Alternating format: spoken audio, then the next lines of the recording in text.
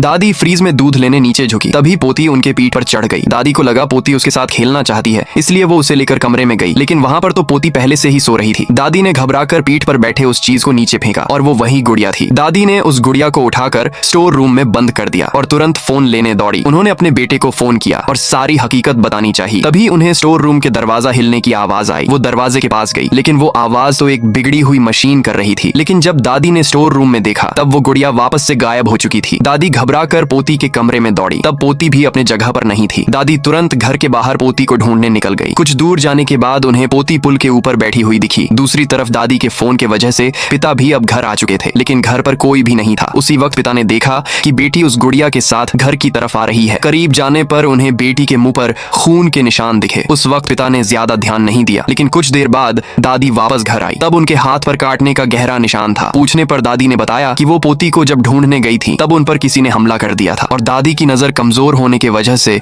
वो ठीक से देख नहीं पाई। लेकिन पिता अब समझ चुके थे। उन्होंने अगले दिन उस गुड़िया को पंडित के हवाले कर दिया। पंडित ने तुरंत गुड़िया को जला दिया, जिसके बाद पिता ने आखिरकार राहत की सांस ली और वापस अपने काम पर चले गए। लेकिन कुछ देर बाद अस्पताल में उसी टेम्पल के पंडित को लाया गया। पिता उसी अस्पताल में डॉक्टर थे। तभी पिता के सामने सीनियर पंडित आ गया और उसके हाथ में वही गुड़िया थी।